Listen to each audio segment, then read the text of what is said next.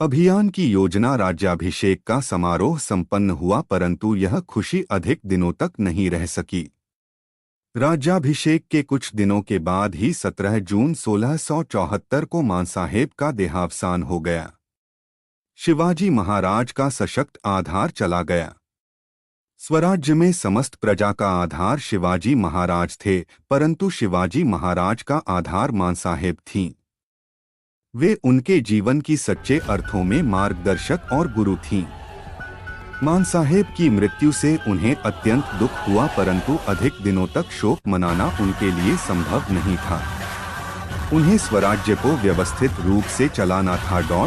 शिवाजी महाराज ने कर्नाटक प्रदेश पर आक्रमण करने का निश्चय किया। उन्हें आदिल शाह से अब कोई डर नहीं था, क्योंकि आदिल शाही पतन पर थी, लेकिन उत्तर का मुगल सम्राट औरंगजेब मराठों के राज्य को नष्ट करने के लिए घात लगाए बैठा था। वह स्वराज्य को कब मिटाएगा, इसका कोई भरोसा नहीं था। शिवाजी महाराज ने सोचा कि मुगलों के संकट का सामना करने के लिए यह आवश्यक है कि दक्षिण में भी कोई सुदृढ़ स्थान उनके हाथ में हो। इसलिए उन्होंने दक्षिण के प्रदेशों पर कब्जा करने का विचार किया। इस अभियान के लिए शिवाजी महाराज ने गोलकुंडा के कुतुब शाह से सहायता मांगी। उसने बड़ी खुशी से शिवाजी महाराज को सहयोग देना स्वीकार किया। दक्षिण अभियान के पीछे शिवाजी महाराज का एक और उद्देश्य था। उनका सौतेला भाई व्यंकोजीराजे दक्षिण में तंजौर की जागीर संभाले हुए थे। व्यंकोजीराजे के पास पिताजी की कर्नाटक की जागीर होते हुए भी व्यंकोजीराजे ने उसका कोई भी हिस्सा शिवाजी महाराज को नहीं दिया था। यही नहीं, बल्कि स्वराज्य के प्रति उनके मन में आदर भाव भी नहीं था। वह शिवाजी महाराज के प्रति उपेक्षा का भाव रखते थे। उनसे मिलकर शिवाजी महाराज को यह मालूम करना था कि स्वराज्य के काम में वे क्या सहायता कर सकते हैं। गोलकुंडा में आगमन। शिवाजी महाराज कर्नाटक जाने के लिए निकले। गोलकुंडा के अबुल हसन कुतुब शाह ने उन्हें मिलने के लिए निमंत्रण दिया था। इसलिए शिवाजी महाराज ने पहले कुतुब शाह की राजधानी में उससे मिलने और फिर दक्षिण विजय के लिए आगे बढ़ने की योजना बनाई। गोलकुंडा कुतुब शाह की राजधानी थी। कुतुब शाह ने शिवाजी महाराज के स्वागत की बहुत बड़ी तैयारी की। भेंट के लिए विशेष शामियाना तैयार किया गया था। शिवाजी महाराज राजधानी में दाखिल हुए। लोग उनके दर्शन करने रास्ते के दोनों ओर खड़े थे। उनके पराक्रम की खबरें देश में चारों ओर फैल गई थीं।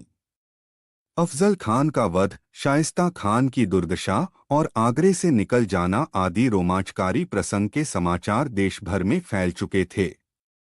इस कारण महाराज का वहां शिवाजी महाराज की गोलकुंडा की ऐतिहासिक भेंट भव्य स्वागत हुआ। घर घर से लोग शिवाजी महाराज पर फूलों की वर्षा कर रहे थे। जनता का स्वागत स्वीकार करने के पश्चात शिवाजी महाराज कुतुब शाह के दरबार में आए। कुतुब शाह उनके स्वागत के लिए आगे बढ़े और विशेष रूप से सजाए गए अपने समकक्ष सिंहासन पर उसने महाराज को बिठाया। महाराज के स्वागत में उसने कोई कसर नहीं छोड़ी थी।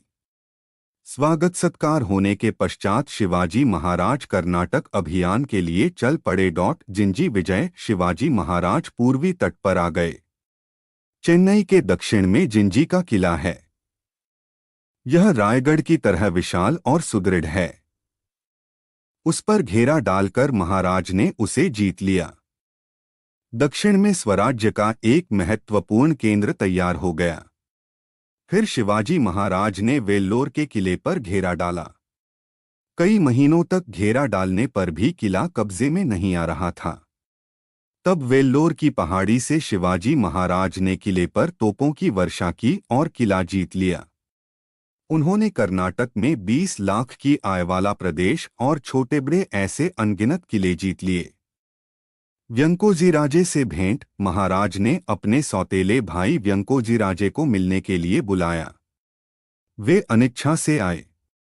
महाराज ने उनका उचित सम्मान किया। उन्होंने व्यंकोजीराजे को समझाने का प्रयत्न किया और उनसे स्वराज्य के शिवाजी महाराज व्यंकोजीराजे की भेंट कार्य में सहयोग देने के लिए आग्रह किया।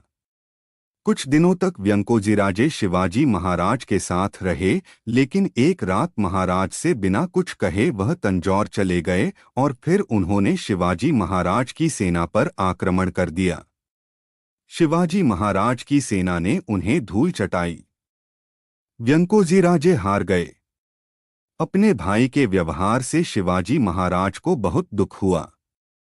उन्होंने व्यंकोजीराजे को समझाने के लिए कई पत्र लिखे। जिंजी के दक्षिण का कुछ प्रदेश उन्हें दिया। उनकी पत्नी दीपाबाई को भी शिवाजी महाराज ने उपहार स्वरूप कर्नाटक का कुछ प्रदेश दिया। महाराज ने व्यंकोजीराजे को पत्र में लिखा, शत्रुओं पर भरोसा न करें, स्वयं पराक्रम दिखाए। कर्नाटक पर विजय प्राप्त कर महाराज रायगढ़ लौटे। इस अभियान की थकान का वे अनुभव कर ही रहे थे कि उन्हें जंजीरा के सिद्दी के विरुद्ध नौसेना अभियान चलाना पड़ा। इस समय महाराज की आयु 50 वर्ष की थी। 30-35 वर्ष तक उन्होंने लगातार परिश्रम किए थे। उन्हें कभी भी विश्राम नहीं मिला था। प्रजा का रक्षक चला गया। 3 अप्रैल 1680 के दिन सभी को दुख के सागर में छोड़कर शिवाजी महाराज ने सदा के लिए इस संसार से विदा ली। प्रजा का रक्षक चला गया। अपने जीवन में शिवाजी महाराज ने अनगिनत महान कार्य किए। उन्होंने शक्तिशाली शत्रुओं को पराजित करके हिंदवी स्वराज्य स्थापित किया। संपूर्ण भारत में महाराज के कार्य का कोई सानी नहीं था। शिवाजी महाराज महान राष्ट्र पुरुष थे।